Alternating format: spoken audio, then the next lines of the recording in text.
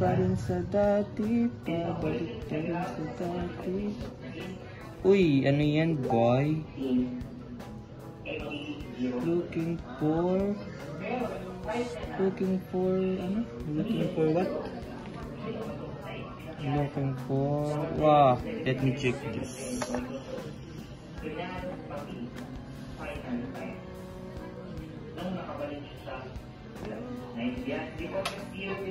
Uy, ano yan, te?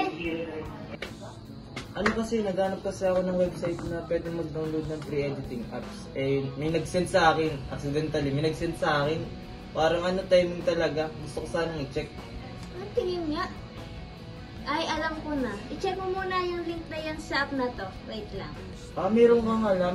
Sige. Baka may Maganda virus. to, promise. Baka may virus. Check ko. Body drop and tell you to stop. Behold the SafeLink program, a multifunctional system that detects links that contains malicious software, viruses, and more. This program is capable of finding out if a link will contain malicious intent to the microscopic level. It's capable of understanding the difference of a safe link from an unsafe link as a whole to partitions. It features a URL reputation checker, phishing pattern detector, safety score generator, and HTTPS and certificate validator.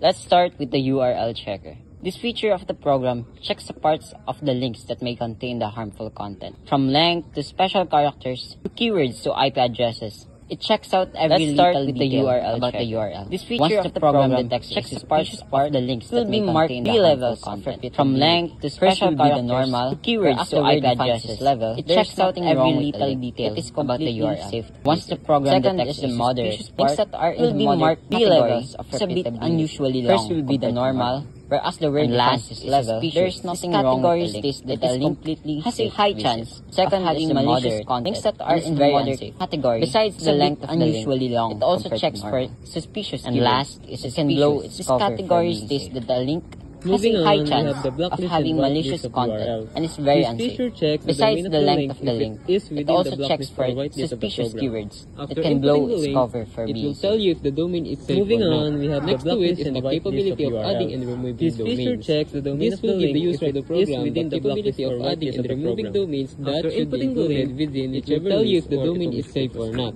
Next to it Next is the up, capability we of have the adding check and removing redirects. domains. One of the This will most give the user obvious of the ways program a the malicious capability link of adding to and conceal removing itself domains is that by should be shortening included its within link. whichever By list or shortening the link, domestic was made. it removes the details of original have the links check that redirects. gives away its One of the malicious most properties. obvious ways This a malicious feature's link purpose to is to conceal track itself down is is by original shortening link. its link. And understand By shortening the original link, link's it content. removes the By details doing the of same original process links of that inputting gives the away shortened its link, malicious it will do properties. the rest of the This work features and tell you if purpose it's is to malicious track or down not. its original link and understand the original links.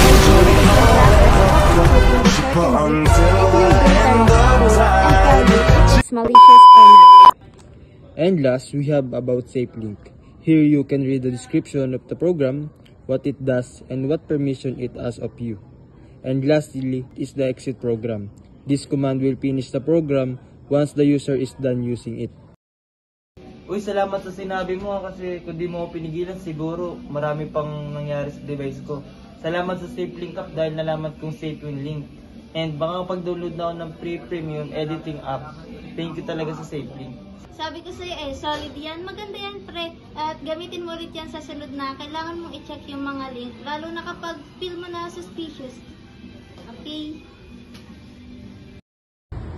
To summarize, our program is capable of cracking down the smallest of smallest details of any link that can show its true nature of being dangerous.